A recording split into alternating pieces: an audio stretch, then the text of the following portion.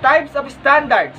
Teachers of any educational settings should ensure that the learning standards are in place and adequately identified to make up a more comprehensive and feasible learning standards. Then, it should be composed of the content and performance standards. So the standards describe the goals of schooling, the destinations at which students should arrive at the end of unit or term. For example, most standards expect students graduating from high school to be able to write 4 different audiences in instructions, literacy criticism, persuasive, and reflective essays, and to demonstrate a command of standards written English. Note that the standards doesn't prescribe how to get the students to this destination. That is determined by the curriculum. Standards do not prescribe any particular curriculum. National standards doesn't mean the local ability to choose teaching materials and methods are compromised. The teacher can choose whatever curriculum he or she finds appropriate to help the students meet the standards. Standards are the what of education, while curriculum and instruction are the how. Kind of standards. First, content standards. Standards for content selection are actions related to educational processes and practices for instruction and assessment. The efforts aim to deliver contents or topics in such a way that topics are generally the same across all parts of the locally but can be modified into a local context without changing the curriculum aims. So the content standards indicate what students should know and should be able to write and speak for a variety of purposes and for diverse audiences, using conventional grammar, usage, sentence structure, function, and spelling. The following are the observations from the concept and discussion regarding content standards. First, content standardization is based on the existing policies issued by educational authorities. Second, the philosophy of the school, vision, and mission is also the basis of the selection of the content. Third, content standardization was also aligned with the approved curriculum of education authorities. And lastly, fourth, standardization also involves the participation of school stakeholders. In the Philippines, the observations mentioned are pretty much evident. Our educational system is hooked up by the process of following the standards for selecting the content. So it describes specific content areas that groups of students should learn at each grade level are called content standards. They define the knowledge within each discipline. As to the criteria in the selection of the content, Albior 2015 suggested the following. So first, interest. Content should also arouse and realize the importance of it to the learners. The fundamental significance should be emphasized to sustain interest. So this criterion is valid to the learner-centered curriculum.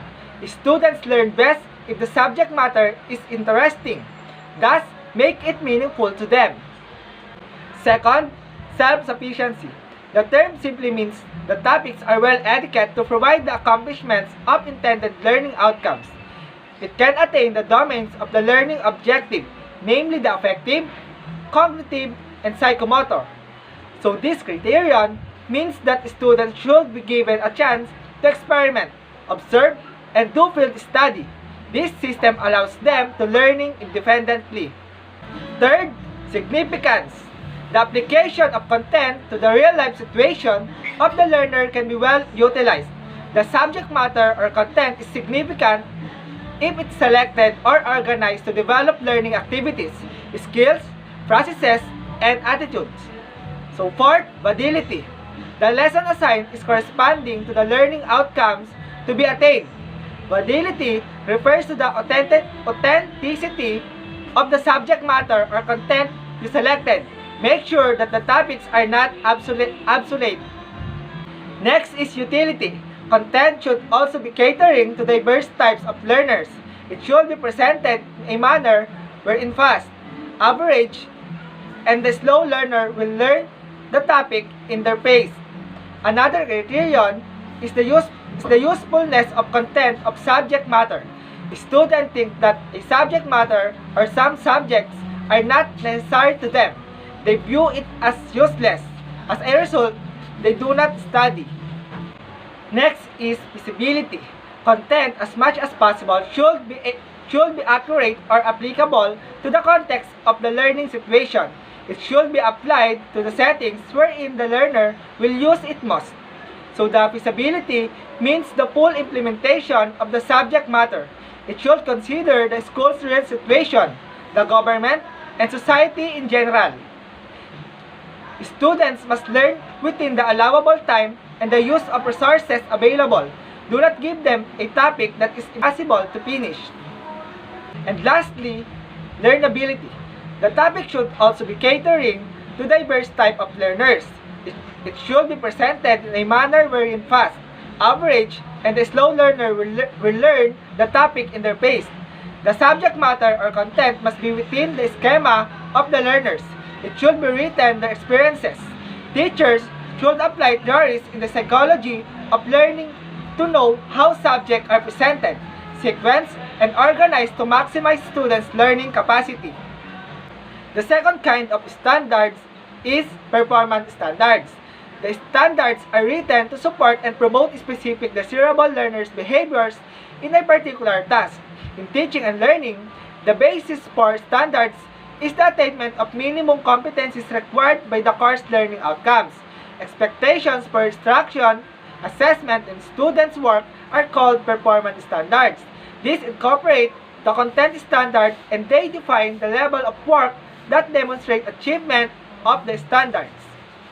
Performance standards isolate and identify skills needed to use the knowledge and skills in problem solving, reasoning, communicating, and making connections with the information.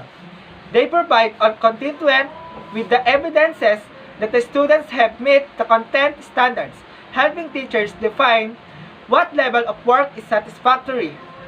Characteristic of good performances standards according to Hicks 2020. All excellence performance standards have many of the following 10 characteristics. First, clear performance standards are easy to understand. Second, clear performance standards are related to the explicit values of the organization. Third, clear performance standards relate directly to the mission. Fourth, tools and technology must support clear performance standards. Fifth, clear performance standards are measurable. Sixth, precise performance standards measurements must inspire confidence. Seventh, clear performance standards are attainable. Eighth, clear performance standards are trainable. Ninth, performance standards are consistent. And lastly, 10th, clear performance standards should not be confused with one another. In summary, the content standards adds to the technique that students should know and do. It provides the most meaningful and stable learning topics, principles, skills, and ways of thinking. So the performance standards give the teacher a hint of how well the students have to do their job. It also offers product or performance as proof of learning or achievement of the standard of content. So, that's all. I will now give the time to Ma'am Celis for the continuation of our discussion.